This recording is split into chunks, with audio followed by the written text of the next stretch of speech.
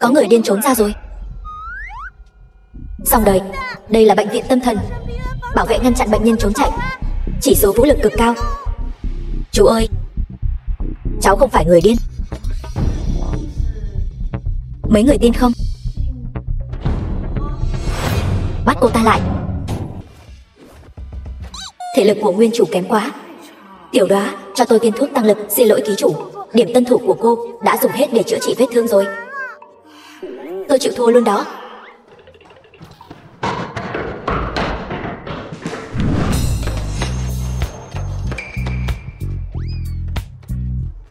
Mau bắt lấy cô ta.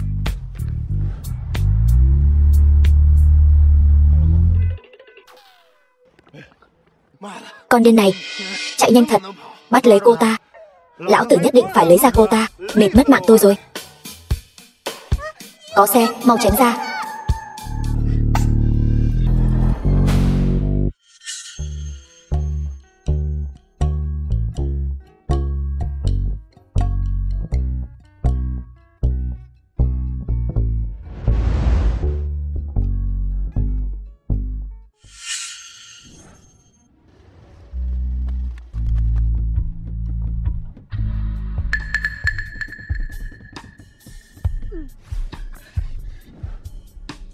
Con điên kia, chạy nhanh thật đấy. Đánh ngất rồi bắt lại.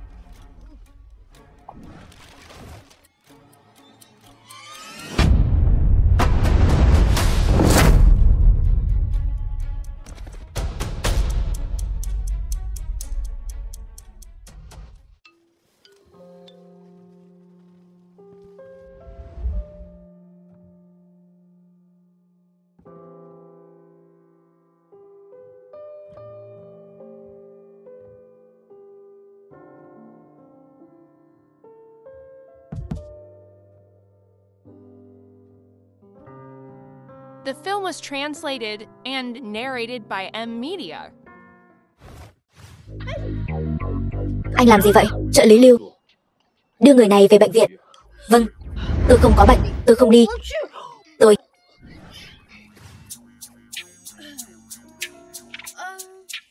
Nếu các người đã nhiệt tình như vậy thì đưa tôi một đoạn đường đi.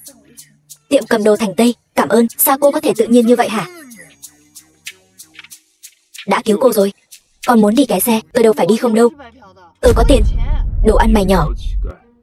Lấy đâu ra tiền mà đi xe? Không phải, anh nói ai là ăn mày đấy? Bà đây có tiền.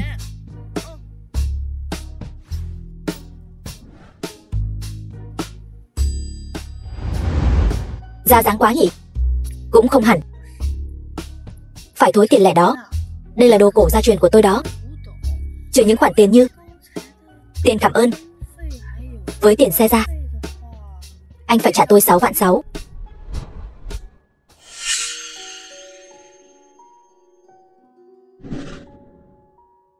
Niệm Niệm, em lại giành đồ chơi của anh rồi. Cái này gọi là giành sao? Đây là kẹo mà mẹ em mang từ nước ngoài về. Em đổ cho anh. Nhưng mà kẹo này đắt lắm đó. Anh phải thối lại tiền thừa cho em. Tiền thừa? Cái bánh bao nhỏ này. Tính toán thật đấy. Thôi 660, anh đưa không? Cái này được không? Là đồ cổ mà bác anh vừa mới tặng cho anh đó. Như vậy cũng được.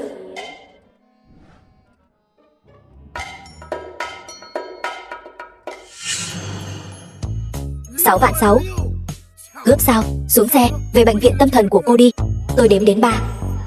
Anh ta chắc chắn sẽ giữ tôi lại. Chỉ có kẻ ngốc mới giữ cô lại. Cô xuống xe thì anh ta mừng như vớ được vàng không chừng. Có lý. Nhưng mà anh ta đánh giỏi như vậy, tôi không thể không đi xuống. Đợi đã.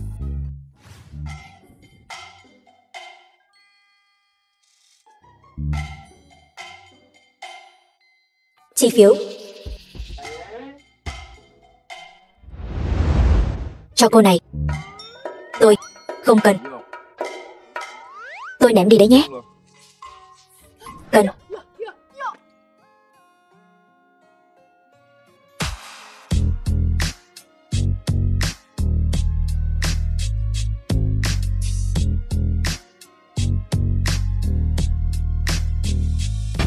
To gan, cô.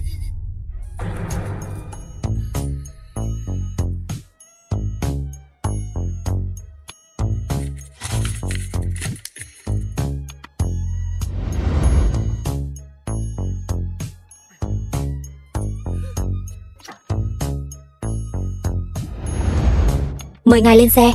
Ngài lên xe đi. Tôi đóng cửa xe. Đói rồi. Phó tổng thật sự vì đói mà ăn đại. Nhìn như thế này, có khác gì thần tài đâu chứ. Anh ta cũng quyến rũ quá đi. Được rồi, tiền xe tôi cũng trả rồi. Bây giờ chúng ta có thể xuất phát được rồi. Tiệm cầm đồ Thành Tây. Người gì không biết. Cũng giỏi thật đấy, tự dát vàng lên mặt mình. Thật không biết gu của phó tổng thế nào nữa. Bỏ mặc tiểu thư nhà họ Tô không để ý. Ngồi xe với ăn mày.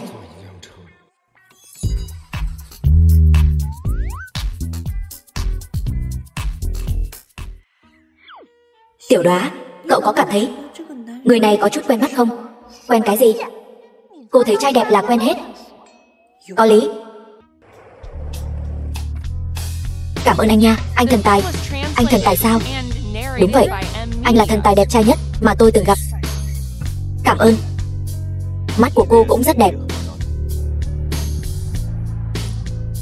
Tạm biệt, đi thong thả nha. Cái gì mà mắt của tôi cũng rất đẹp? Chỗ nào của tôi không đẹp hả? Tiệm cầm đồ Thành Tây.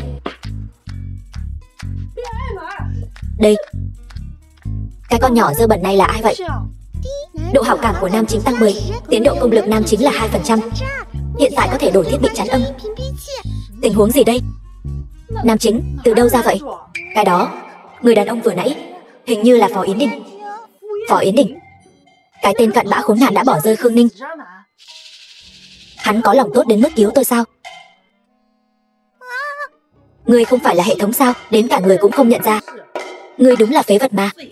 Người ta cũng là trong hệ thống, nhỏ tuổi nhất đó. Sai sót chút cũng là chuyện bình thường mà. Vậy thì cái thiết bị chắn âm là gì? Ta lật sách giáo khoa xem sao. Chuyện là ngươi đã có 6 vạn 6 rồi, còn đến tiệm cầm đồ làm gì? Theo nguyên tắc, ngày mai Tô Niệm Vân sẽ tổ chức một tang lễ cho Khương Ninh. Làm ơn đi, ta muốn xuất hiện trước cô ta. Chẳng lẽ lại mặc bộ đồ này sao?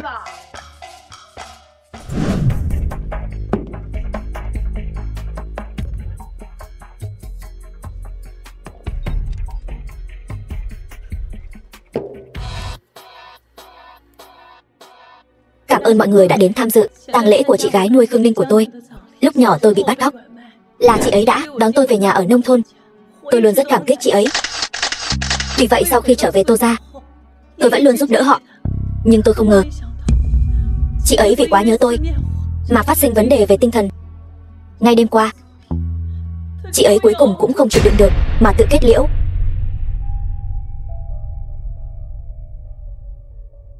Tô tiểu thư, nghe nói di thể của Khương Ninh hôm qua đã bị hỏa táng rồi. Chuyện này là thật sao? Đúng vậy. Bệnh viện nói trước khi tự kết liễu, chị ấy vô tình tiếp xúc với bệnh nhân mắc bệnh truyền nhiễm. Đều tại tôi. Nếu như lúc đầu sau khi tôi trở về Tô gia cầu xin mẹ đón cả chị ấy về, có phải chị ấy đã không mất mạng rồi không? Đây cũng là không may. Hôm qua ngài không lên thăm cô ấy, hôm nay đã mất mạng rồi. Nguyên chủ vì quá nhớ cô ta mà phát điên, mặt dày hơn cả tường thành. Cái tên Phó Yến Đình kia cũng không phải thứ tốt đẹp gì. Tô Niệm Vân mấy năm nay vẫn luôn mượn cớ quan tâm chị gái bị tâm thần Khương Ninh làm lý do để tạo dựng hình tượng dịu dàng, lương thiện của cô ta. Bây giờ đã là tiểu thư danh giá, người yêu thích của thành phố này. Vậy sao? Đáng tiếc bánh bao tẩm máu người không phải dễ ăn như vậy đâu. Tô nhị nhiễu.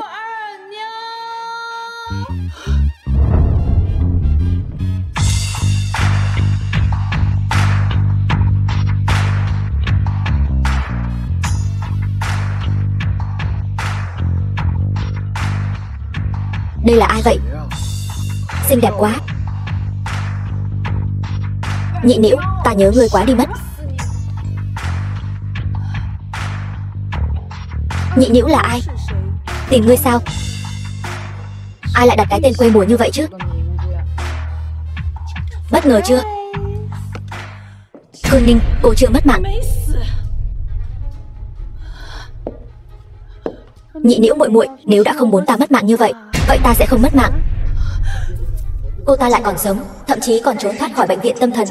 Cô ta đã làm thế nào? Xin hỏi, cô là Khương Ninh, là con gái của mẹ nuôi của Tô Niệm Vân sao? Cô bị bệnh tâm thần phát điên mà mất rồi mà. Sự cố y tế sao? Xin hỏi, sao bệnh viện lại truyền đạt tin tức cô đã mất mạng vậy? Sao lại không có cả vết thương nào thế này? Rõ ràng là ta đã thấy cô ta tự kết liễu. Hôm qua sau khi em gái đến thăm tôi, đúng là vô tình, va vào đầu. Suýt thì mất mạng, tức là việc cô suýt nữa thì mất mạng, và việc cô Tô đến thăm cô có liên quan đến nhau phải không? Đương nhiên. Xin lỗi mọi người nha, chị gái tôi, cô ấy chưa từng đi học. Toàn nói lung tung.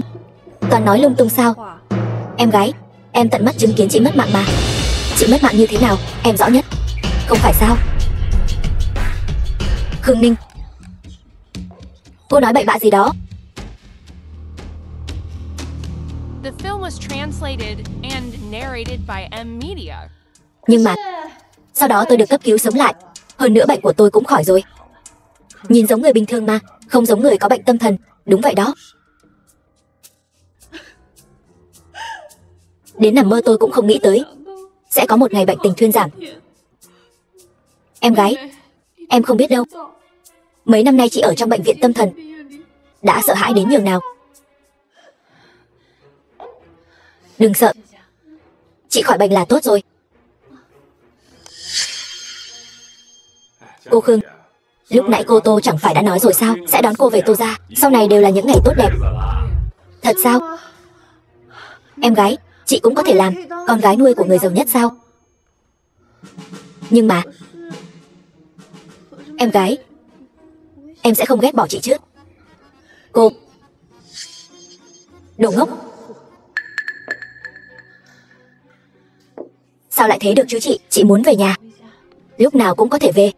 Nhưng mà em nhớ trước đây, chị đã từng nói không thích cuộc sống ở thành phố. Chị sẽ không thích ứng được đâu. Chị khỏi bệnh thì sao chứ? Trên đời này, ngoại trừ Phó Yến Đình, vẫn chưa có ai có thể đối kháng lại siêu năng lực của tôi. Ngoan ngoãn nghe lời đi, Khương Ninh. Chỉ cần có thể sống cùng Nhị Nĩu, chị đi đâu cũng thích ứng được. Chẳng lẽ ngôn linh thuật của mình mất hiệu lực rồi?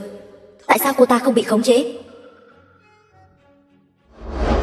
Tìm được rồi, thiết bị chắn âm có thể chặn ngôn linh thuật. Chị thật sự muốn từ bỏ cha mẹ ruột để sống cùng em sao? Như vậy không thích hợp lắm. Cha mẹ chị ghét bỏ chị có bệnh, không cần chị nữa. Em gái, em sẽ không ghét bỏ chị chứ? Sao lại thế được chứ? Chị gái, em sẽ không ghét bỏ chị đâu.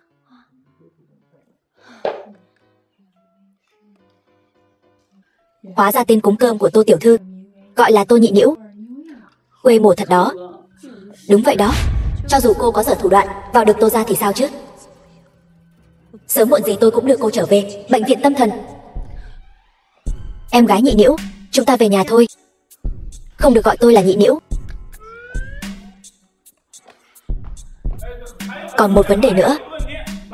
Còn một vấn đề nữa. Còn một vấn đề nữa.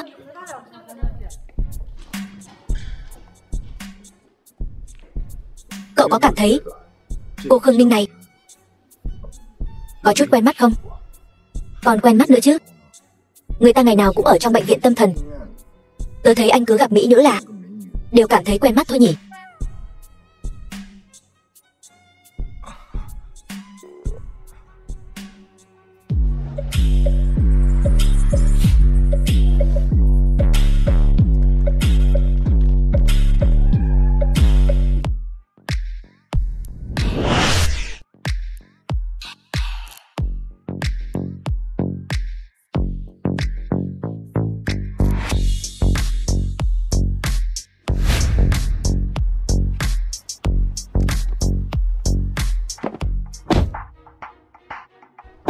Hoan nghênh tiểu thư về nhà.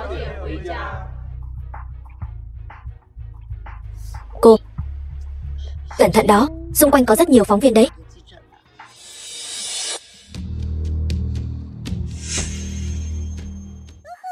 Chúc mừng ký chủ đã thành công trở về nhà. Tiến độ nhiệm vụ là 15%. Nhận được 150 điểm tích lũy, mở thành công cửa hàng đổi điểm. Có thể đổi các loại đạo cụ bất cứ lúc nào.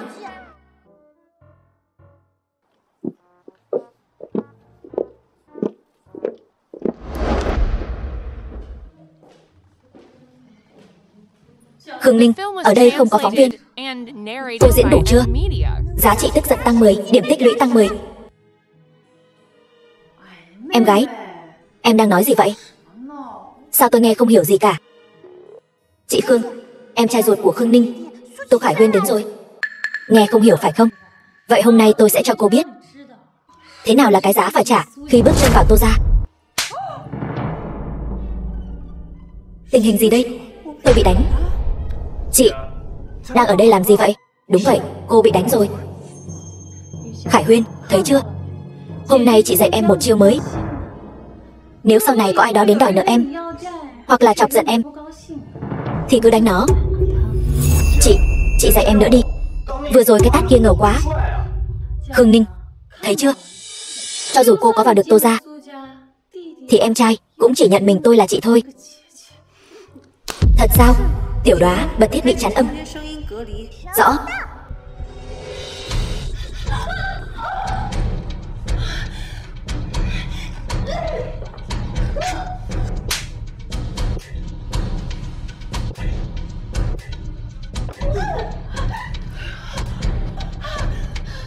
Cô buông tôi ra. Người đâu? Người đâu? Dừng tay. Mày dám đánh chị tao? Tao nói cho mày biết, tao đánh người rất giỏi đấy.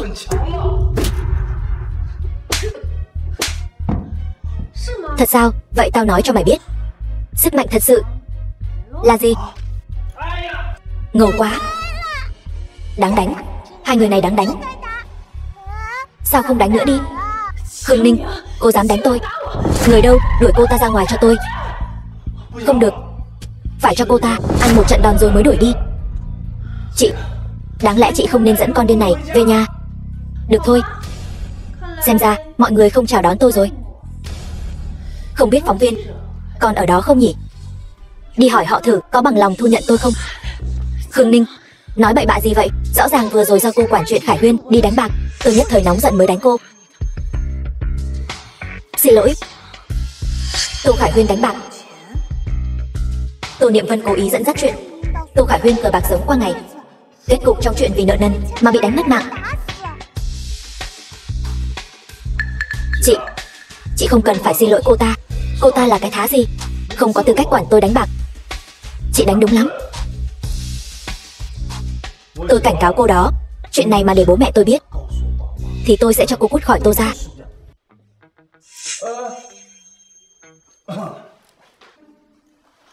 Chuyện hôm nay ông đây nhớ kỹ rồi.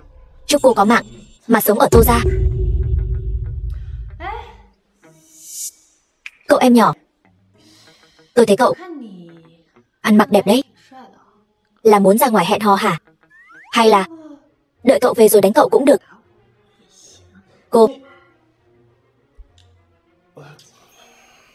Cô chờ đó, tôi trở về sẽ đánh mất mạng cô.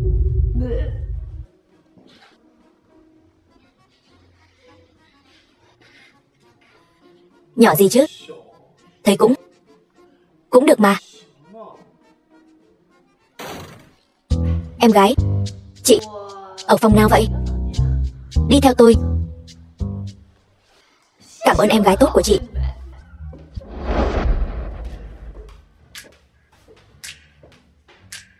Cô cứ ở đây đi.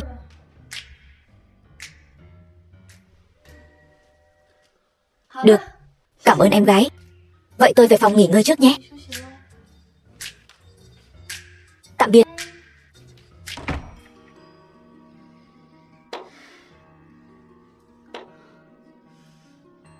Người phụ nữ này dám lợi dụng truyền thông ép buộc đạo đức tôi.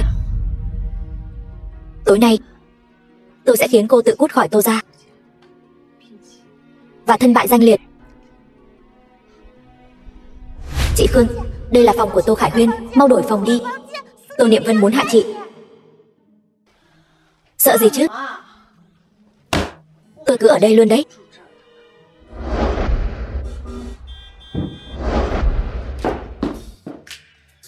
Bảo bối, hôm nay em thật xinh đẹp. The film was translated and narrated by M Media.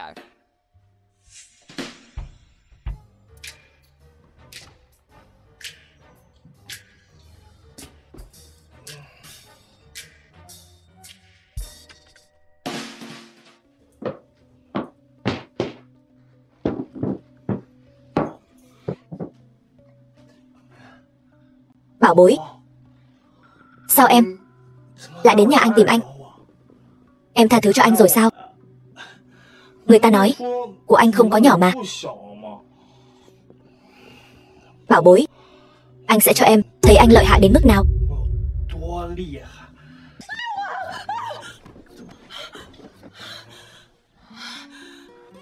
Giọng này không đúng. Chẳng lẽ là bạn gái cũ đến ăn vạ? Tiện nhân. Cô cắm sừng ông đây, còn dám đánh tôi. Hôm nay tôi phải cho cô biết tay. Tô Khải Huyên, cậu đến phòng chị làm gì? Tôi là chị của cậu. Chị của tôi còn là anh trai của cô đấy.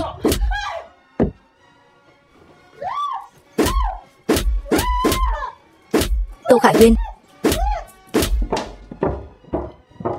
Tiểu thư tốt bụng thu lưu Khương Ninh, cô ta lại dám quyến rũ thiếu gia. Các người nghe rõ đây, hôm nay nhất định phải cho tôi 360 độ, quay lại hết tất cả mọi góc. Vâng. Tô Khải Huyên, người đâu? Quay cho tôi.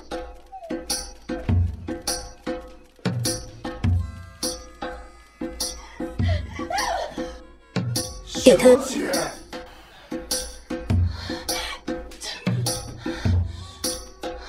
Chị, sao chị? Sao chị lại ở đây? Tiểu thư, sao lại ngủ cùng thiếu gia thế này? Chẳng lẽ hai người họ?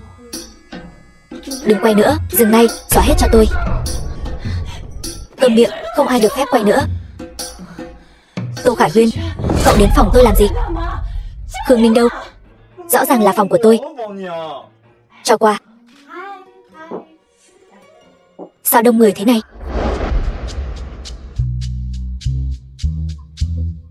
Tô Niệm Vân chắc chắn muốn hãm hại chị, gán tội quyến rũ Tô Khải Huyên. Chị Khương mau rút lui. Rút lui cái gì mà rút lui? Tiểu Đoá, giúp tôi lấy kỹ năng thuật hoán đổi. Cô cần thuật hoán đổi làm gì? 2000 điểm tích lũy đấy, dùng xong cô thành người nghèo luôn đấy. Sợ gì chứ? Lát nữa tôi sẽ chọc cô ta tức mất mạng.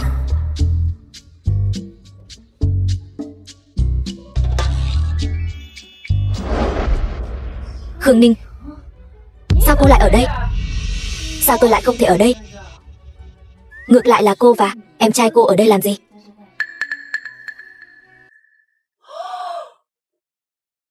Hai người không phải là chị em tàng tiệu đấy chứ? Đồ đê tiện, tao lấy mạng mày đó.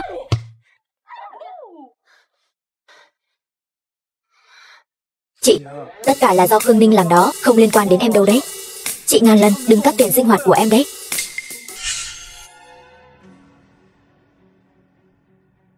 Chị biết là em không có lỗi mà, em trai. Nhưng mà chị 2 ngày nữa là đính hôn rồi. Nếu như bị người khác hiểu lầm, vậy chị còn làm sao mà gả cho người ta được nữa? Chị yên tâm đi, em nhất định sẽ bảo vệ tốt cho chị. Nhìn cái gì mà nhìn? Còn không mau chóng đem Khương Ninh cái sao chổi này đuổi ra ngoài đi. Chuyện ngày hôm nay ai dám nói ra ngoài một chữ, tôi liền khiến cho cả nhà người đó ở thành phố này sống không nổi.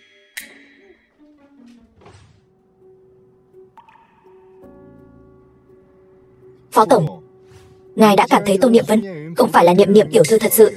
Vậy ngài còn muốn cùng cô ta đính hôn sao? Ngày mai chính là tiệc đính hôn rồi. Liên hôn với Tô gia là mẹ tôi muốn.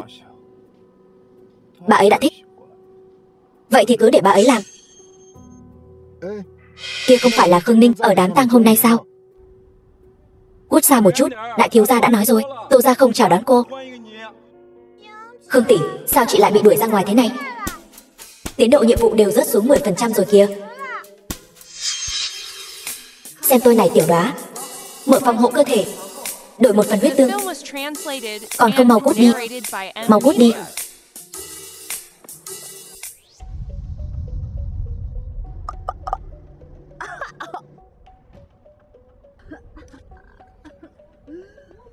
Vị tiểu thư này, cô không sao chứ?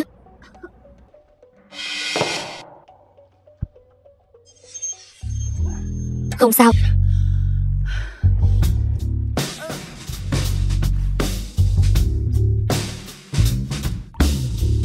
Trợ lý Lưu, đem quà của Tô phu nhân đưa lên đi. Gọi bác sĩ gia đình ra đây khám cho cô ấy một chút. Vâng. Không, đừng mà. Tôi không muốn về Tô gia. Tôi không sao. Tôi không muốn về Tô gia. Không về Tô gia. Chẳng phải cô sống ở đó sao? Tôi đã thấy những thứ không nên thấy, cho nên em gái đuổi tôi ra ngoài. Phó tiên sinh nhất định là rất thích Tô Niệm Vân nhỉ? Nghe nói ngày mai hai người phải đính hôn rồi.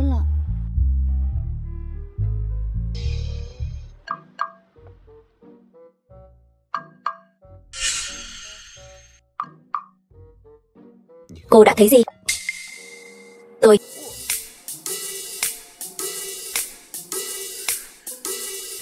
Tôi thấy Tô Niệm Vân và em trai cô ta ở trên giường.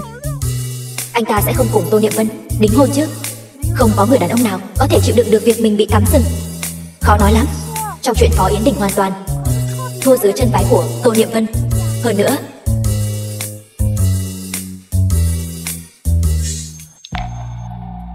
Khương tiểu thư, diễn xuất của cô không tệ, nhưng không sao cả. Tiệc đính hôn ngày mai, hoan nghênh cô đến quấy rối. Anh nói cái gì?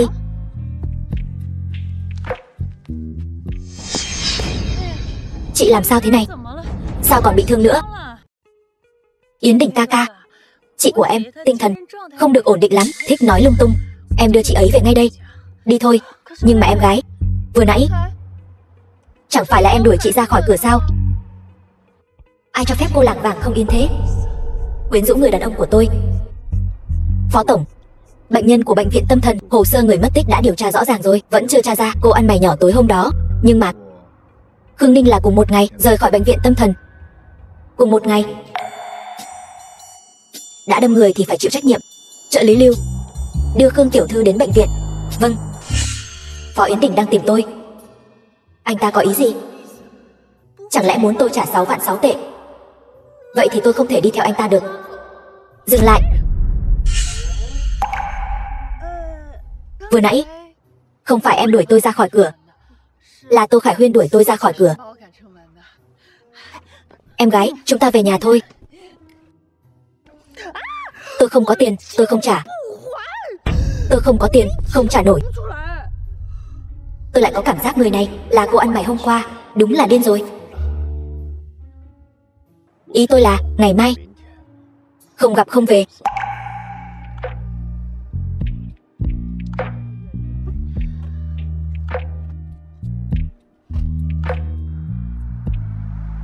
Độ hảo cảm của Phó Yến Đình tăng 10, tích phân tăng 10, tiến độ công lực nam chính là 5%. Còn tiện nhân này lại dám quyến rũ Yến Đình ca ca của tôi.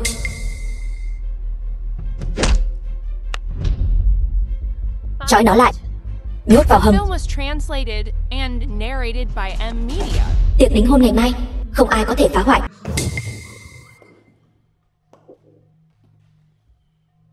Tống Giản, anh nói xem, nếu như cô ta mất mạng ở đây, có ai biết không?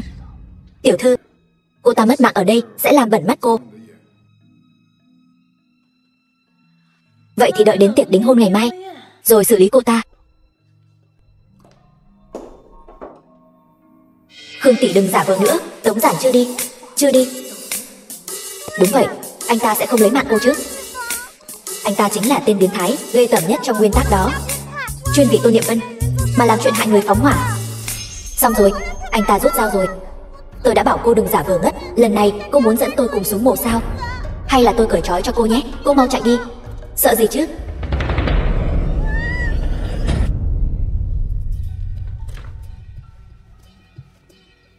Đừng giả vờ nữa. Tôi biết cô không bị ngất.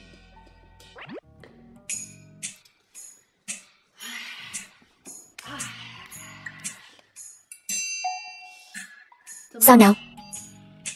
Thấy người phụ nữ mình yêu ngày mai đã phải đính hôn rồi, muốn phản bội cô ta một lần, để tôi giúp anh phá hoại tiệc đính hôn. Chỉ lần này thôi.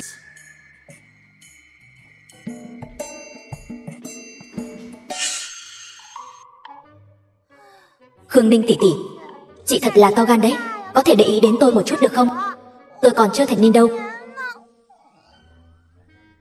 Chi bằng vừa nãy cứ đi cùng Phó Yến Đình đi. Tiểu Đoá tôi đây suýt chút nữa bị dọa khiếp.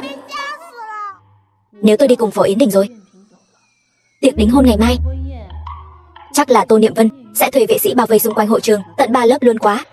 Chi bằng cứ như vậy, cứ để cô ta thả lỏng cảnh giác. Không đúng, vừa nãy Phó Yến Đình tại sao lại nói bảo tôi ngày mai đến quấy rối? Chẳng lẽ anh ta không muốn đính hôn? Có lẽ, có thể. Vậy thì anh ta có thể tự mình hủy bỏ hôn ước mà. Tại sao lại bảo tôi đi phá đám? Chẳng lẽ tôi bị anh ta tính kế rồi? Được thôi, đồ đàn ông thối tha, tâm cơ lại còn thâm sâu hơn cả tôi. Vậy phải làm sao đây? Ngày mai tôi có nên đi không? Hàng hùng miệng sói cũng phải đi. Nếu Phó Yến Đình mà đính hôn với Tô Niệm Vân thì nhiệm vụ công lược nam chính của cô cơ bản là thất bại rồi.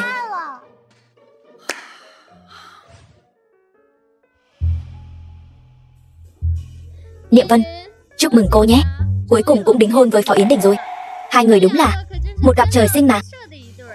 Tô gia là gia tộc giàu nhất thành phố này, còn Phó gia lại là gia tộc đứng đầu Hoa Quốc. Hai người đúng là xứng đôi vừa lứa.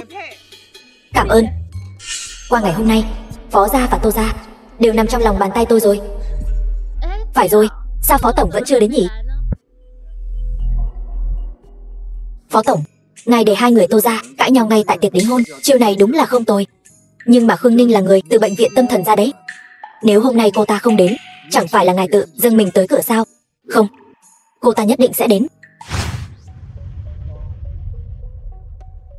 Cảm ơn mọi người đã đến tham dự lễ đính hôn của con trai tôi, Phó Yến Đình, và tiểu thư Tô gia, Tô Niệm Vân.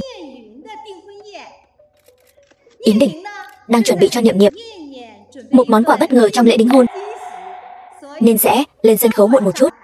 Vậy thì chúng ta hãy đưa nhận đính hôn lên sân khấu trước nhé. Thật khiến người ta ngưỡng mộ, còn có cả bất ngờ nữa cơ đấy. Đúng vậy, Phó tổng đối xử với Tô tiểu thư thật tốt. Tôi biết ngay mà, trong lòng Yến Đình ca ca vẫn có tôi. Sau đây xin mời chị gái của Tô tiểu thư, Khương Ninh, lên trao nhẫn đính hôn. Xin mời Khương Ninh tiểu thư trao nhẫn đính hôn cho Tô tiểu thư.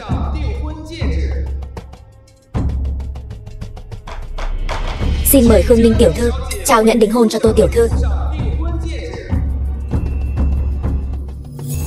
Khương Ninh, dù cô có trở về Tô gia trước mặt bao người thì sao chứ, tôi vẫn có thể khiến cô cút khỏi nhà Tô một cách danh chính ngôn thuận. Tô tiểu thư, xin hỏi Khương Ninh vì sao vẫn chưa đến để trao nhận đính hôn cho cô vậy?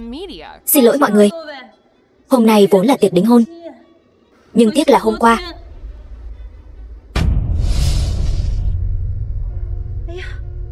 sao lại bị thương thành ra thế này?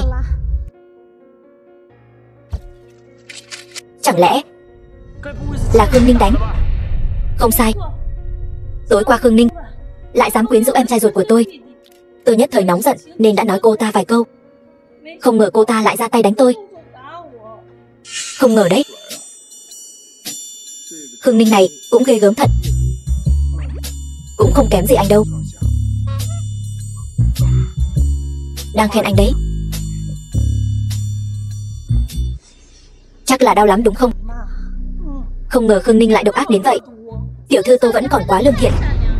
Loại bệnh thần kinh này mà ở trong Tô gia chắc chắn không có ý tốt gì, lại dám quyến rũ Tô thiếu gia.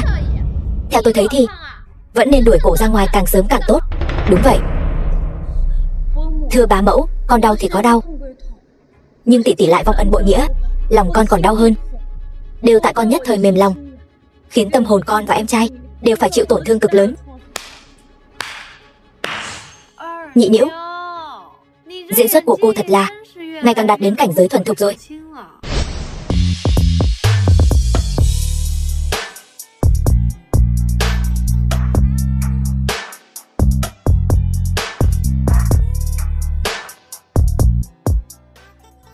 Là Khương Ninh, Khương Ninh đến rồi.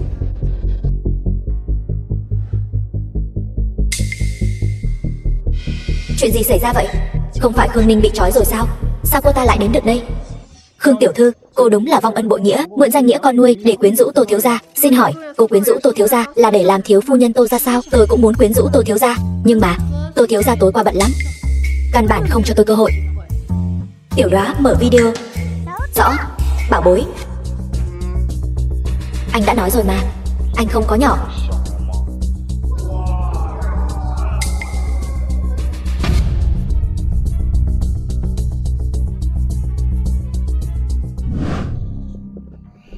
Bảo bối, bây giờ tôi sẽ cho em thấy tôi lợi hại đến mức nào. Sao Khương Ninh lại có video này? Phòng tôi rõ ràng không có camera mà. Thế nào? Thấy tôi quay thế nào? Quay đêm từ xa, cho các người thấy bộ mặt thật của Tô Niệm Vân. Trời ơi, chuyện hào môn sao mà bẩn thỉu vậy? Tô tiểu thư, đây là cô và em trai cô sao? Quan hệ riêng tư của hai người cũng quá lạ. Mọi người đừng nghe cô ta nói bậy, đây là giả. Tô Niệm Vân, rốt cuộc là chuyện gì vậy? Bá mẫu, xin người nghe con giải thích. Con và em trai con không có gì cả. Không có gì hết. Vậy ý của cô là cái này của hai người chỉ là đắp chăn bông nói chuyện phiếm thôi sao? Niệm Vân, nói thật đi. Thưa bá mẫu, con chỉ là đi nhầm phòng thôi, con không có. Thật sao? Vậy sao cô lại hãm hại tôi? Nói tôi quyến rũ Tô Khải Huyên, rồi tiếp đến trong đêm đó đuổi tôi ra khỏi Tô gia. Vậy ý cô là Tô tiểu thư là bởi vì bản thân cô đã nhìn thấy một vài thứ không nên nhìn nên mới đuổi cô ta đi đúng không? Rõ ràng là cô ta, không cần nói nữa. Tô tiểu thư, hôm nay nhà họ Phó chúng tôi vốn thành tâm thành ý muốn kết thân với Tô gia, nhưng nếu cô có đời tư không đoan chính như vậy, tôi không có, vậy hôn sự của con trai tôi và cô coi như hủy bỏ. Không được, bá mẫu, nghe tôi giải thích đã. Chúc mừng ký chủ đã thành công ngăn chặn lễ đính hôn. Độ hảo cảm của Phó Yến Đình là 10%. Giá trị tức giận của Tô Niệm Vân cộng 1000, nhận được 1000 điểm. Không xong rồi, phát hiện yếu tố không an toàn, không thể hủy bỏ. Sao ba mẹ lại tới đây? Chào mọi người, chúng tôi là ba mẹ ruột của Khương Ninh. Mọi người đừng nghe con khốn này nói bậy bạ. Chúng tôi có bỏ rơi nó đâu, là nó tự ý muốn vào Tô gia. Đúng đó, nó vì muốn vào Tô gia trèo cao nên mới trói chúng tôi lại, nhốt vào bệnh viện tâm thần 2 ngày 2 đêm đó, chỉ để hãm hại Tô tiểu thư thôi. Ý của ông bà là Khương Ninh hãm hại Tô Niệm Vân. Phó tổng đến rồi, là Phó tổng. Đúng vậy, đều tại cái đứa con gái này của tôi. Nó bất hiếu quá, nó vì muốn trèo cao, nó đánh cả ba mẹ ruột đó. Nhìn kia, nó còn cướp cả đồ trang sức bằng vàng của tôi nữa. Anh nói ai là ăn mày hả? Bà đây có tiền. Mọi người nhìn này, nhìn tay tôi. Tay tôi là do nó đánh đó. Nó vì muốn trốn khỏi bệnh viện tâm thần nên mới giả ma hù dọa tôi đó. Ý bà là Khương Ninh trộm đồ trang sức của bà? Đúng vậy. Hóa ra cái người giống Niệm Niệm, cô ăn mày đó là cô ấy. Chẳng lẽ cô ấy mới là Niệm Niệm thật sự? Yến Đình ca ca, anh phải làm chủ cho em đó.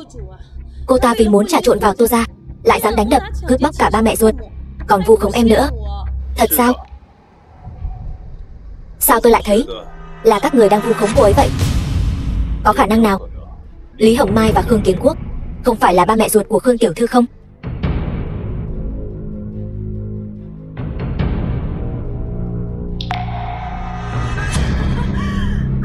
Phó tổng, anh đúng là nói đùa rồi.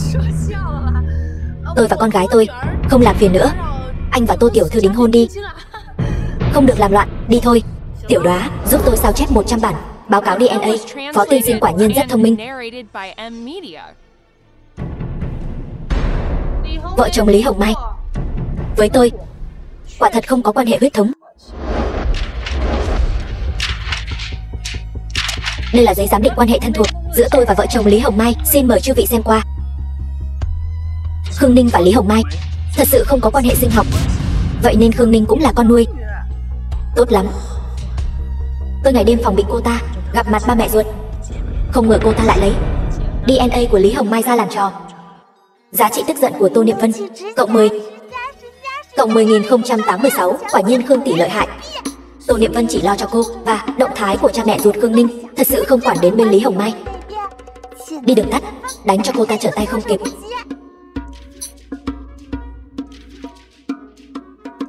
Vậy phải làm sao đây? Xong rồi, bọn họ sẽ không nghi ngờ Niệm Vân không phải là con gái ruột của Tô gia chứ? Ngươi là một mụ đàn bà trọng nam khinh nữ. Tại sao hai đứa con gái đều không phải là con ruột? Tàn nhẫn vậy sao, người phụ nữ này? Yến Đình ca ca, ta sớm đã cảm thấy bọn họ là bọn buôn người. Người đâu, đuổi bọn họ ra ngoài cho ta. Khoan đã là buôn người, vậy thì phải tống vào tù chứ. Như vậy là không được đâu. Đúng, chúng tôi không có buôn người. Không sai, phải xử lý theo pháp luật. Cái gì? Tô Niệm Vân, Yến Đình ca ca, chúng ta mau chóng tổ chức tiệc đính hôn đi. Lỡ mất giờ lành thì không hay đâu. Tô tiểu thư, cô tưởng rằng đánh trống lảng thì chuyện của cô và em trai cô coi như xong sao? Ta vừa mới nói rồi, Phó gia và Tô gia hủy bỏ liên hôn. Yến Đình ca ca, chúng ta cứ tổ chức tiệc đính hôn trước đi, sau đó em sẽ giải thích với anh. Em và em trai em thật sự trong sạch. Tiệc đính hôn có thể tiếp tục, nhưng đối tượng đính hôn không phải là cô. Yến Đình ca ca, anh có ý gì? Vẫn là Khương tỷ của tôi lợi hại nhất. Độ hảo cảm của Phó Yến Đình cộng 1000. Đã xảy ra chuyện gì? Khương tiểu thư phá hỏng tiệc đính hôn của tôi, cứ vậy mà bỏ đi. Không thích hợp đâu nhỉ? Ý gì đây?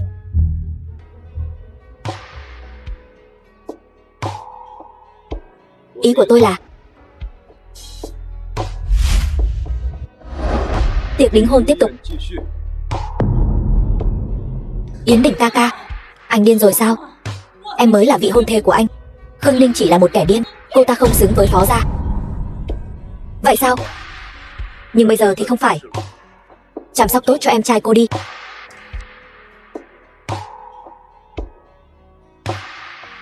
Không phải. Tình huống gì đây? Phó Yến Đình muốn đính hôn với cô. Ký chủ đại nhân, nhiệm vụ hôm nay của cô sắp bùng nổ rồi đó. Cái gì? Mới mất đi một vị hôn thê mà đã đổi người. Tôi biết ngay mà, nam chính mà thích Tô Niệm Vân cũng chẳng phải thứ tốt đẹp gì. Anh ta quả nhiên là một tên cha nam. Tôi không đính hôn. Không muốn. Nhưng mà sau khi đính hôn, tiến độ nhiệm vụ với nam chính có thể lên tới 50% đó. Muốn. Sao lại không muốn? Anh em tốt, phải cùng nhau tiến bước. Khương Ninh, con tiện nhân. Trời ơi, kích thích quá đi. Tô Niệm Vân chắc chắn sẽ tức điên cho xem. Hôm nay Tô gia mất mặt quá rồi. Ngày lành gặp chuyện vui, ngày đẹp kết lương duyên. Cảm ơn mọi người đã đến tham dự tiệc đính hôn của Phó Yến Đình tiên sinh và cô Khương Ninh. Mời tiên sinh Phó Yến Đình vì cô Khương Ninh đeo nhận đính hôn.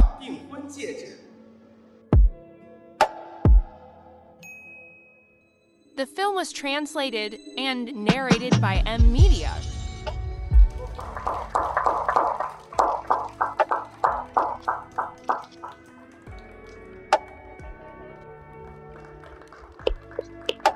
Chúc mừng ký chủ đã đính hôn thành công.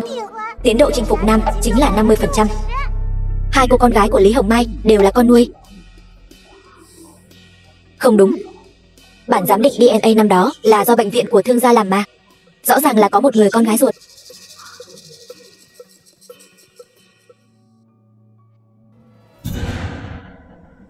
Không thể nào. Lẽ nào Tô Niệm Vân là thiên kim giả, Khương Ninh mới là thật sự? Tô Niệm Vân bị lạc mất khi còn nhỏ. Đây chẳng phải là tam thiếu gia thương gia sao? Nói gì vậy? Không có gì. Mới lạ, đợi đã. Sao vậy? Niệm Vân muội muội không gả cho anh họ tôi, không phải là đã để ý đến tôi rồi chứ? Không phải vậy đâu. Chỉ là tôi không thích người thông minh lắm. Càng không thích người thông minh uy hiếp đến tôi. Thương thiếu trước đây từng đến bệnh viện tâm thần khám bệnh tâm lý rồi đúng không? Thật ra anh cũng muốn cùng những kẻ điên đó cùng bỏ mạng, phải không?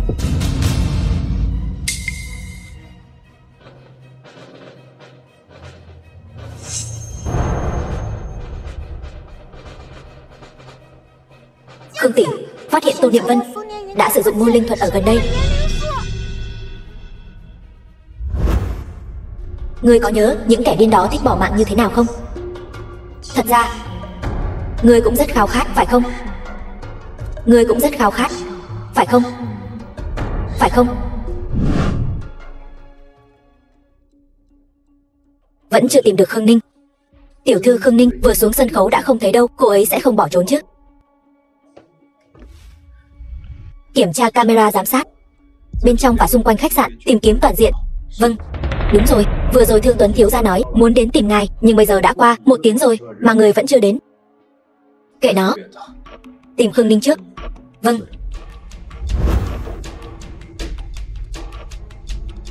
Người rất muốn nhảy xuống, mang theo những bí mật mà người biết, cùng nhau xuống mồ, phải không? Tiểu Đóa, đổi cho tôi đại lực hoàn và gia tốc hoàn. Đã nhận.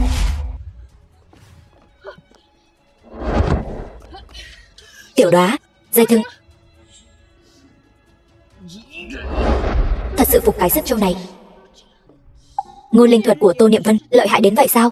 Cửa hàng đổi thưởng cũng không có thuốc giải. Nếu không thì người ta làm sao? Có thể là nữ chính nguyên tắc chứ, nhưng ngôn linh thuật cũng không phải là không có lỗ hổng. Cô xem, cô ấy một ngày chỉ có thể sử dụng 1 lần. Với một người, thời hạn chỉ có 1 giờ. Ý của cậu là nói cô ta hôm nay đã dùng 1 lần, trước 0 giờ cô ta không thể sử dụng ngôn linh thuật được nữa. Không sai. Vậy tối nay cha mẹ ruột Khương Ninh trở về, chúng ta làm giám định quan hệ huyết thống. Tô Niệm Vân sẽ không thể sử dụng ngôn linh thuật được nữa. Đúng.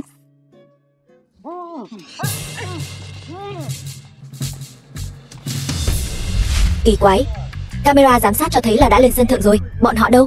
Khương Ninh, đừng gọi nữa, vị hôn phu, em ở đây này. Không phải. Cô làm gì vậy? Nếu tôi nói anh ta muốn tự kết liễu, tôi không đồng ý. Các người tin không? Tôi khẳng định là ngài làm đúng lắm. Phu nhân tương lai làm gì cũng đúng. Mấy người nói chuyện, chúng tôi đứng bên cạnh, đứng bên cạnh, đứng bên cạnh. Nếu như tôi nói Thương Tuấn trúng ngôn linh thuật, anh ta tin không? Nam chính tuy thông minh, nhưng cũng không phải là không có khả năng. Nhưng nếu anh ta không tin, thì có lẽ sẽ lấy mạng cô ngay bây giờ. Tôi thành thật.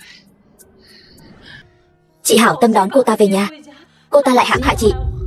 Bây giờ thì tốt rồi, Yến Đình ca ca cũng không cần chị nữa.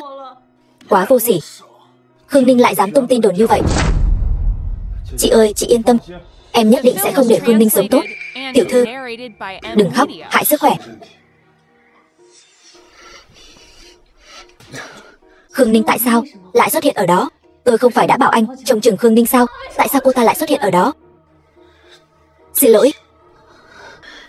Chị, ba mẹ sắp xuống máy bay rồi. Bọn họ thương chị như vậy, nhất định sẽ không để Khương Ninh sống tốt đâu. Cái gì? Cậu bảo họ trở về làm gì? Vì em nghĩ cho chị mà. Khương Ninh mà thừa cơ nói với ba mẹ tôi không phải là con ruột của họ, chẳng phải tôi sẽ bị đuổi khỏi Tô gia sao? Hoàn toàn mất đi tư cách người thừa kế Tô gia. Chị sao vậy? Đồ ngốc. Phải làm sao đây? Ngôn linh thuật hôm nay đã dùng hết rồi. Anh qua đây.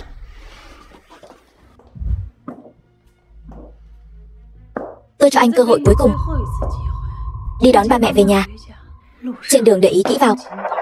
Cô là muốn anh không phải thích tôi sao? Làm tốt thì anh ở lại, làm không tốt thì cút đi. Vâng.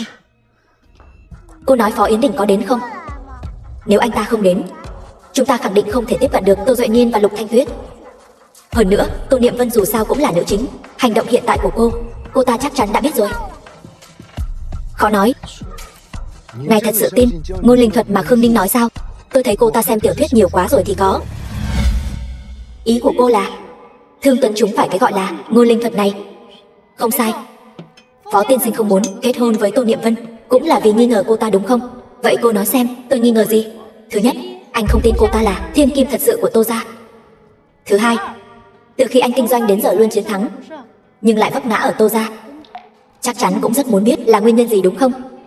Cô đừng nói là cũng vì Ngôn Linh Thuật đấy chứ. Đương nhiên, nếu anh không tin, bây giờ anh có thể thả Thương Tuấn ra. Cậu ta chắc chắn vẫn sẽ đòi nhảy tiếp. Chỉ là việc này phải lấy mạng của em họ Anh ra làm tiền đặt cược đấy. Rốt cuộc cô muốn nói gì? Tôi muốn nói là năm đó Tô Niệm Vân đã lợi dụng Ngôn Linh Thuật tráo đổi mẫu máu xét nghiệm DNA của tôi và cô ta. Thật ra tôi mới là thiên kim thật sự của Tô gia. Phó tiên sinh, tôi cần sự giúp đỡ của anh. Gọi điện thoại cho Tô phu nhân và Tô lão gia, rồi nói là hôm nay đích thân tôi sẽ đón họ. Tiểu Đoá, họ mấy giờ đến sân bay? Vợ chồng Tô gia chắc còn 10 phút nữa là đến. Không đúng, họ xuống máy bay rồi. Phía trước là xe của Tống Giản. Thôi xong, không đợi Phó Yến Đình nữa. Nếu để Tống Giản đưa người đi thì rất khó gặp lại cặp cha mẹ này của tôi đấy. Phải chặn đầu trước.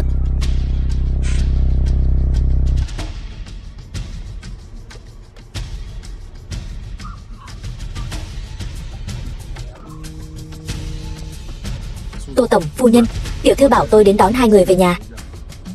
Niệm Vân thật là hiếu thuận. Được thôi, vậy thì Tô phu nhân vẫn nên ngồi xe của tôi đi. Về chuyện hôn sự của hai nhà chúng ta, tôi muốn nói chuyện với hai người. Phó tiên sinh, hôm nay ngài đã làm tổn thương tiểu thư. Phu nhân đang vội về an ủi cô ấy, không có thời gian nói chuyện với ngài đâu. Chung ai buộc thì người ấy tháo, không phải sao? Yến Đình, tôi cho cậu thời gian rồi đấy. Nếu cậu không thuyết phục được tôi, vậy sau này hai nhà chúng ta đoạn tuyệt quan hệ. Phu nhân, chuyện này Tống Giản, có phần của ngươi nói sao? Yên tâm, tôi nhất định cho hai người lời giải thích hợp lý.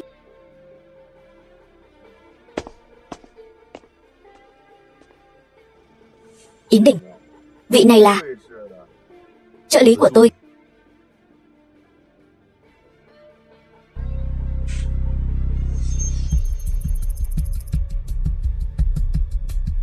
The film was translated Tiểu thư, and Tô narrated tổng và by phu nhân đã lên xe của Phó Yến Đình rồi. Khương Ninh cũng ở trên xe. Theo sát, cứ theo dõi trước đi. Nếu bọn họ định đến bệnh viện thì trực tiếp giải quyết. Yến Đình, cậu nói đi, tôi nghe đây. Tô phu nhân, để tôi nói với bà vậy. Cô là Khương Ninh. Vậy ý của cô là năm đó chúng tôi đã tìm nhầm con gái. Cô mới là con gái ruột của chúng tôi. Không sai. Đừng nói bậy. Đúng vậy. Chúng ta và Niệm Niệm đã làm giám định quan hệ huyết thống rồi. Nó chính là con gái của tôi. Nhất định là bệnh viện của các người gây ra sai sót. Thật sao? Vậy đây là cái gì? Chúng tôi không muốn mạng của cô. Chúng tôi chỉ sợ cô vạch trần thân phận thiên kim của Niệm Vân.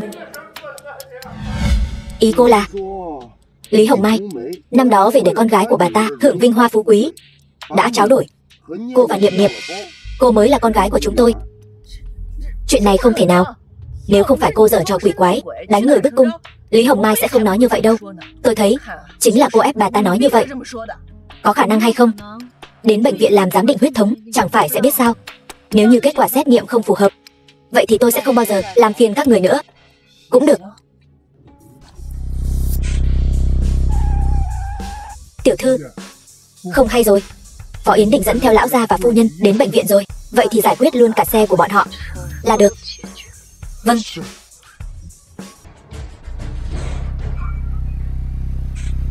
Chuyện gì xảy ra vậy? Chúng ta bị người ta theo dõi rồi. Là Tô Niệm Vân. Cô ta muốn thủ tiêu chúng ta. Không thể nào. Niệm Niệm ngay cả một con kiến cũng không đỡ dẫm. Sẽ không làm loại chuyện này đâu. Vậy thì hai vị cứ chờ xem đi. Phó Yến Đình, kỹ năng lái xe của anh có được không đấy? Sao lại chậm thế? Xe đuổi theo chúng ta đã được đội lại. Tốc độ xe không bị giới hạn. Tiểu Đoá, có cách nào tránh tai nạn xe cộ không? Tôi tìm được rồi. Có một cơ hội kích hoạt hệ thống bảo vệ. Đổi lấy cơ hội trong thời khắc nguy cấp có thể bảo toàn tính mạng, nhưng chỉ có một cơ hội duy nhất. Hệ thống bảo vệ bao nhiêu? Tôi mua nổi không? Mua được. Nhưng thật sự sắp đâm vào rồi, phu nhân. Phó Yến Đình, lần này coi như có thể danh chính ngôn thuận cho anh đi mất mạng rồi. Chầu trời đi.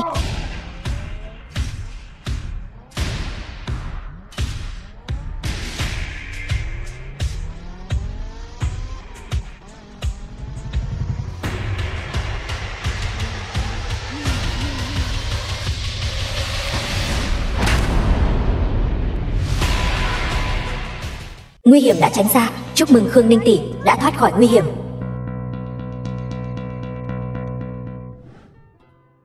Đừng sợ, không sao rồi. Tay đua xe máy tôi sắp xếp đã chặn người lại rồi. Cũng may là anh đã sớm chuẩn bị.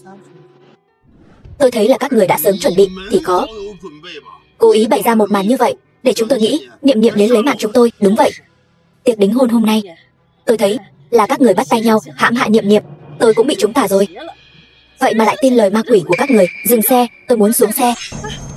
Tô phu nhân, sắp đến bệnh viện rồi, hay là chúng ta đợi đến đó rồi nói? Cô là cái thá gì? Chỉ là một thôn nữ mà thôi, cũng dám cùng Tô gia chúng tôi đàm phán điều kiện sao? Đúng vậy. Đúng là bị quỷ ám rồi. Nghe theo các người, đến bệnh viện làm cái gì mà dám định quan hệ huyết thống? Nếu như Niệm Niệm biết chuyện này, con bé sẽ đau lòng biết bao chứ. Các người dừng xe đi, nếu không tôi sẽ nhảy khỏi xe đấy. Cẩn thận, Tiểu Đóa, hệ thống bảo vệ có thể bảo vệ người khác không? Nếu như cô giúp anh ta chống đỡ, có thể tạo ra hiệu quả bảo vệ. Nhưng mà khởi động hệ thống bảo vệ, nhưng vậy thì hệ thống bảo vệ năng lực sẽ bị suy yếu. Cô cũng sẽ bị thương. Khương Ninh. Kiểm tra người xuyên sách Khương Ninh. Năng lượng quá thấp. Hệ thống đồng bộ lỗi, ngủ đông. Bên này. Khương Ninh, em tỉnh lại đi. Không có sự cho phép của tôi, em không được mất mạng. Nghe rõ chưa? Tôi đã từng mất em một lần rồi. Lần này tôi không thể mất em thêm lần nữa. 8 giờ tối nay, trước cổng bệnh viện nhân dân số 1 xảy ra tai nạn xe cộ nghiêm trọng. Khương Ninh, cho dù cô là thiên kim thật sự thì sao chứ? Chỉ cần Tô Duệ Nhiên và Lục Thanh Tuyết mất mạng, toàn bộ Tô thị đều là của tôi. Theo điều tra, người trên xe là vợ chồng chủ tịch tập đoàn Tô thị vừa về nước cùng với tổng tài tập đoàn Phó thị, là Phó Yến Đình và vị hôn thê của anh ta. Hiện tại có 2 người bị thương nhẹ, một người đang được cấp cứu. Cái gì? Vậy mà không mất mạng. Người đang nằm trong phòng phẫu thuật là ai? Nếu là Khương Ninh, chẳng phải là trời giúp tôi sao? Nhưng nếu là Lục Thanh Tuyết,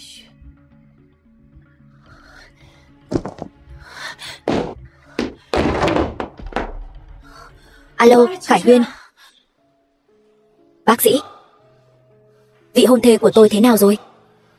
Tình trạng của bệnh nhân hiện tại rất yếu. Cậu cứ xem tối nay đi. Nếu có thể qua khỏi thì sẽ qua khỏi. Nếu không qua khỏi,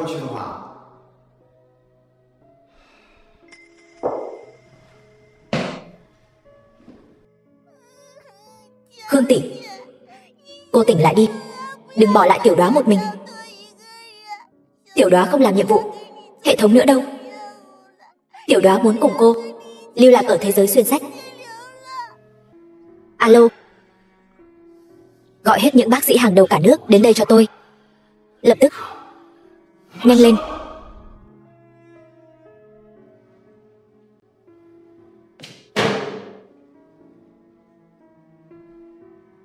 Khương Ninh, em nhất định phải tỉnh lại. Không được ngủ.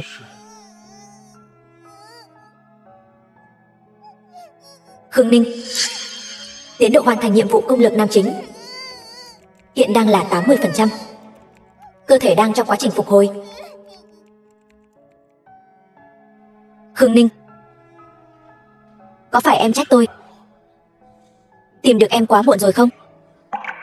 Em mở mắt ra đi. Nhìn tôi có được không? Ồn ào quá đi. Mấy cái lời thoại tổng tài bá đạo của anh lúc tôi học tiểu học đã nghe chán rồi. Em tỉnh rồi. Tôi đi gọi bác sĩ đến nhé.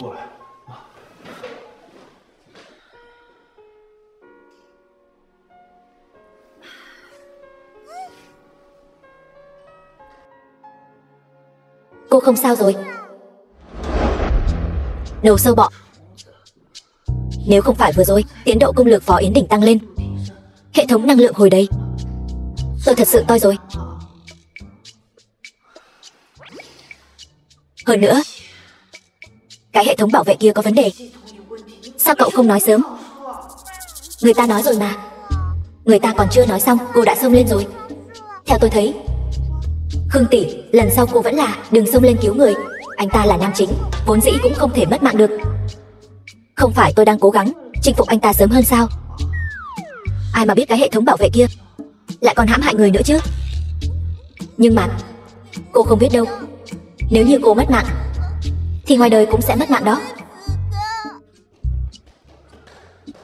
Bác sĩ, cô ấy thế nào rồi? Tình hình gì đây? Vừa nãy còn rất yếu, sao đột nhiên lại không sao rồi? Bệnh nhân, thể trạng bệnh nhân hồi phục rất tốt. Đã tỉnh rồi thì không sao nữa đâu.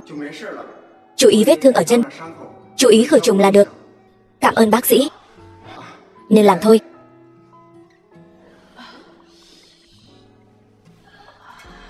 Thế nào rồi? Còn đau không? Đau, nhưng không sao. Nhưng mà anh có bị thương không? Có bị làm sao không? Để em xem nào. Tại sao lại cứu tôi? Bởi vì thích anh đó. Hơn nữa, chẳng phải anh cũng vì cứu em mà hướng thế lái chính về phía xe tải sao? Giữa chúng ta tổng cộng cũng chỉ gặp nhau vài lần. Tình cảm của em có phải là quá tùy tiện rồi không? Cô ăn mày. Anh ta nhận ra tôi rồi. Chuyện khi nào thế? Lần đầu gặp mặt. Em lừa của tôi 6.600.000.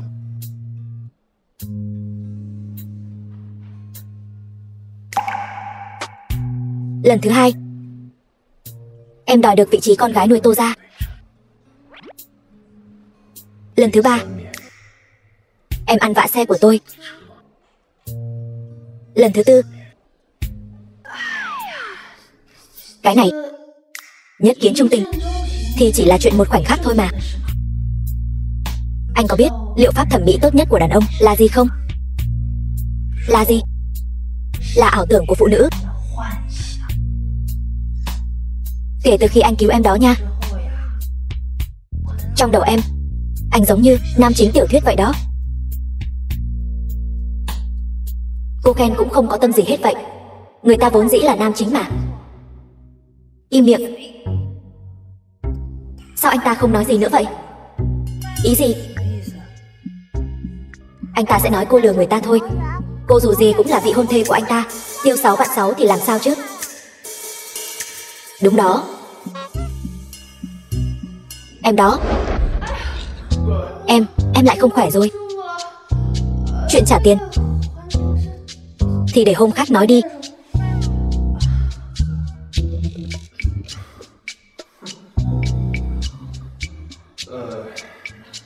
Ca phẫu thuật của Tô phu nhân sắp kết thúc rồi. Vốn dĩ còn muốn giúp cô tranh thủ thêm một lần nữa đó. Đã như vậy, em lại khỏe rồi. Tiểu Đóa, đổi cho tôi thuốc hồi phục đi, tôi muốn đi lại.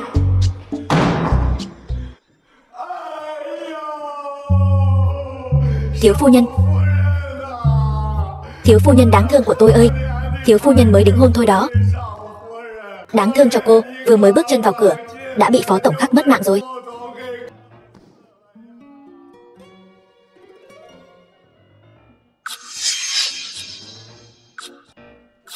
Tôi có nói gì đâu. Không sao là tốt rồi. Không sao là tốt rồi. Phó tổng, tôi có chuyện muốn báo cáo với anh. Tôi thật sự không còn một chút điểm tích lũy nào luôn sao? Tôi chỉ là muốn đi lại thôi mà. Xin lỗi ký chủ, hệ thống bảo vệ đã xóa sạch tất cả điểm tích lũy. Điểm tích lũy hiện tại là âm 1.100.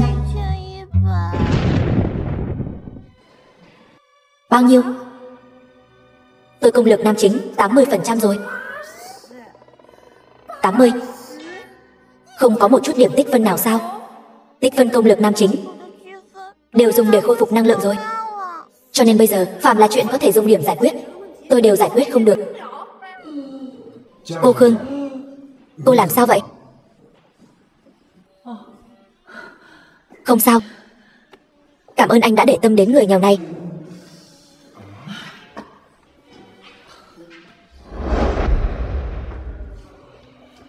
Tô tổng, Tô phu nhân thế nào rồi? Cô còn mặt mũi nói. Nếu không phải cô, nhất định phải đến cái bệnh viện này. Chúng ta làm sao có thể gặp tai nạn xe cộ chứ? narrated Thanh by Tuyết của M tôi Media. cũng sẽ không phải là bây giờ cái dạng này rồi. Tôi nói cho cô biết, cho dù cô là con gái tôi, cô cũng là sao chổi. Tô Tổng, ngài biết tại sao con thiêu thân lại hay lao vào đống lửa không? Không biết. Bởi vì chúng dùng ánh sáng từ mặt trăng để định hướng, nhưng nguồn sáng nhân tạo như ngọn lửa thu hút hơn, khiến chúng bị mất đi định hướng, rồi lao đầu vào ngọn lửa, nên thường bị ví von là chấp mê bất ngộ. Rồi sao?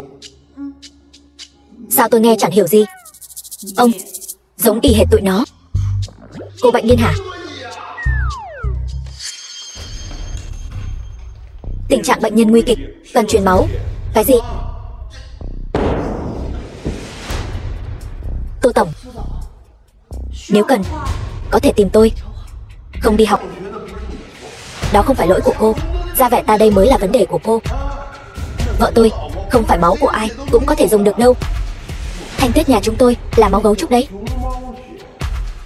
Giờ hát âm tính, cô hiểu không hả? Chỉ có người thân trực hệ mới có thể truyền máu cho cô ấy. Đúng vậy. Tôi mang thuần dòng máu Tô ra, có thể cứu mạng. Có điều nếu như máu phù hợp, giám định quan hệ cha con phải làm lại đấy. Cô thật sự coi bản thân là con gái tôi sao? Tôi thấy cô đấy là muốn hại mất mạng Thanh Tuyết nhà chúng tôi. Vậy được thôi, đợi Tô Niệm Vân qua đây. Ước chừng phải nửa tiếng nữa. Đến lúc đó, người vợ yêu quý của ông vì mất máu quá nhiều mà mất mạng. Vậy thì không liên quan đến tôi. Khoan, tuyệt vời quá. Nguyên chủ chính là máu gấu trúc. Hôm nay qua đi, cô sẽ chính thức trở về Tô gia. Hơn nữa hôm nay Tô Niệm Vân không có môn linh thuật. Cô đưa cô ta đi, đưa cô ta đi. Đi theo tôi đi. Tôi có thể hiến máu, tôi đến hiến. Con trai tôi đến rồi. Y tá, đưa nó đi hiến máu. Đi theo tôi. Có Tô Khải Huyên ở đây. Cô muốn thông qua việc nhóm máu không phù hợp để vạch trần tôi. Cô nằm mơ đi. Đồ đàn bà xấu xa. Bà không sao chứ? Sao tự dưng lại xảy ra tai nạn xe cộ vậy? Chẳng phải đều tại vì cái con Khương Ninh đó sao? Con đúng là quá lương thiện rồi. Cái loại thôn nữ từ nông thôn lên như nó, tâm địa đầy mưu mô đấy. Nó phí hết tâm cơ muốn vào Tô gia chúng ta. Chỉ vì chuyện này chúng ta mới bị tai nạn xe đó. Thật sao? Các người chắc chắn máu của Tô Khải Huyên dùng được sao? Ý của cô là gì? Tô Khải Huyên uống rượu rồi, không được. Còn ai để xét nghiệm nữa không? Chẳng phải tôi đã bảo cậu đừng uống rượu rồi sao? Sao cậu lại uống rượu rồi? Chị, chẳng phải chị cũng hiến được sao? Sao lại mắng em? Đúng đó Niệm Vân, đừng mắng nó nữa. Mau đi xét nghiệm máu đi. Phải làm sao đây? Nếu mà đi xét nghiệm máu, chẳng phải sẽ bị lộ tẩy sao? Em gái, bộ em không muốn cứu mẹ ruột của mình sao? Nếu em không được, chị có thể giúp em đó. Chị, ai nói là tôi không muốn hiến? Tôi chỉ là nhanh lên, bệnh nhân không đợi được lâu đâu. Hai người cùng nhau đi xét nghiệm đi. Đáng ghét. Sớm biết hôm nay đã không dùng ngôn linh thuật với Thương Tuấn rồi. Phải làm sao đây?